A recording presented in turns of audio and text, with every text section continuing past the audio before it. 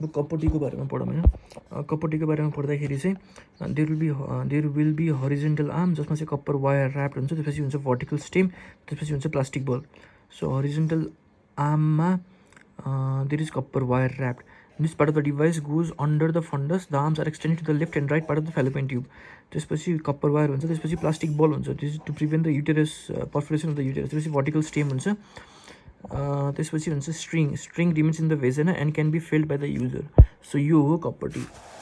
So यो कप्पटीको बारेमा पढ्दाखेरि चाहिँ अब यहाँ लेख 380 कप्पर 380A होइन, कप्पर 380A हो नि त यसको नाम के हो अरे, यसको नाम हो कप्पटी 380A. सो यसमा के हुन्छ 380 means total surface area of the copper wire. ए भनेको copper is also in the arm अनि ball at the end is to prevent the perforation of the uterus. Copper releases 50 microgram every day है, copper releases 50 microgram every day. त्यसपछि अब पढौँ कप्पटीको mechanism of action. So mechanism of action of copper T भनेको hostile for the sperm. कसरी main mechanism of the action of copper IUCD is it release copper, it will cause sterile inflammatory reaction. त्यसले copper sterile inflammatory reaction, spermicidal prevents fertilisation होइन, sterile inflammatory reaction, spermicidal prevents fertilisation. It also inhibit implantation, no effect on ovulation, not an abortifacient. Main mechanism of action is copper IUCD, it will release copper, sterile inflammatory reaction, spermicidal prevents fertilisation. त्यसपछि के हुन्छ यो भयो mechanism of action. Other mechanism of action it will make endometrium ineffective for fertilization and increase the contraction of the fallopian tube and the uterus. So के हुन्छ यसले endometrium unfavorable for implantation and it will increase the peristalsis of tube and the uterine cavity. त्यसपछि अब यसको use, कप्पटीको use भनेको it has contraceptive benefit र it has non contraceptive benefit.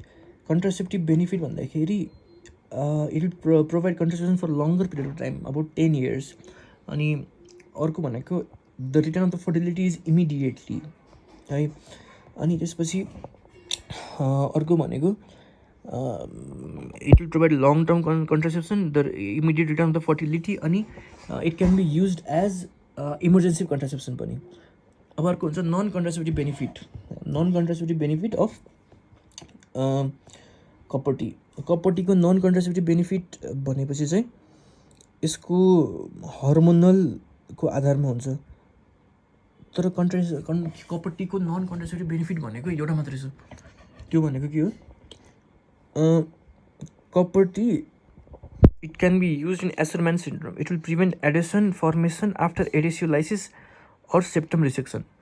It can be used in Asherman syndrome, prevents adhesion formation after adhesiolysis and septum resection. त्यसपछि कप्पटीको contraindication. अब contraindication for copper T भनेपछि WHO category 4 contraindication for copper T are एउटा undiagnosed vaginal bleeding, अर्को भनेको distorted uterine cavity, अर्को भनेको current pelvic inflammatory disease. Distorted uterine क्याभिटीमा fibroid, endometrial carcinoma, cervix carcinoma, congenital anomaly of the uterus. So undiagnosed vaginal bleeding र current pelvic inflammatory disease अनि distorted uterine cavity हुन्छ. त्यसपछि अब युज भयो, contraindication भयो. So side effect of copper T. Side effect भनेको faulty insertion can lead to uterine perforation. Most common side effect is bleeding है. त्यसपछि चाहिँ अब time of the insertion of copper T. So timing of the insertion of the copper T भनेको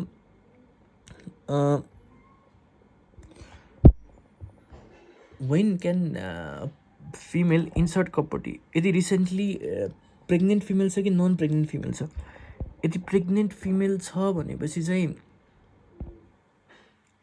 it is inserted recently delivered छ कि not recently delivered छ. Recently डेलिभर्डको पनि दुईवटा छ, कि त पोस्ट प्लासेन्टल इन्सर्सन हुन्छ less than 10 minutes of delivery, कि त पोस्ट पार्टम इन्सर्सन हुन्छ more than 10 minutes but less than 48 hours of delivery. अनि अर्को चाहिँ इन्टरभल इन्सर्सन पनि हुन्छ. If post partum insertion not done then 6 weeks after delivery, कि त not recently delivered and not recently delivered भनेको not pregnant, less than 10 days. Ensure that patient has not become pregnant. Less than 10 days सम्म we can keep this. More than ovulation may occur and patient have concept पर्दैन यो. So time of insertion भनेको recently delivered अनि not recently delivered अथवा not pregnant. Recently delivered भने post placental postpartum र interval not recently delivered भने can be inserted lace than 10 days. So timing of the insertion पनि भयो है. अब टाइमिङ अफ द इन्सर्सन पछि चाहिँ अब एउटा छ थ्रेडको बारेमा, मिसिङ थ्रेडको बारेमा. मिसिङ थ्रेडको कुरा गर्दाखेरि the cause of missing thread भनेको कि त कोइल थ्रेड हुन्छ, कि त पर्फोरेसन हुन्छ, कि त आयुसिडी एक्सपेल्ड हुन्छ, कि त प्रेग्नेन्सी हुन्छ. अब यदि यसको म्यानेजमेन्ट भनेको फर्स्ट स्टेप भनेको ट्रान्सभेजनल स्क्यान हुन्छ. भिजिबल धेरै जस्तो भिजिबल हुन्छ, नट भिजिबल भनेपछि serial abdominal X ray. So transvaginal scan, not visible भनेपछि सिरियल एब्डोमिनल एक्सरे. यदि कोइल्ड थ्रेड छ भनेपछि based on the patient preference continue IUCD अथवा remove IUCD under hysteroscopic by Shirodkar hook. Shirodkar sling थियो नि रेक्टोसिटमा गर्ने, शिरोधकर हो र त्यो रेक्टोसिट पुरान्दारे हो. शिरोधकर भनेको त यो भनेको त एन्टिरियर लङ्गिट्युडनल लिगामेन्ट भयो. So under hysteroscopy by Shirodkar hook. यदि पर्फोरेसन भयो, सो पर्फोरेसन आयुसिडी कहाँ छ? इन द पेरिटोनियल क्याभिटी छ कि in the uterus? In the peritoneal cavity छ भनेपछि ल्यापारोटोमी गर्ने.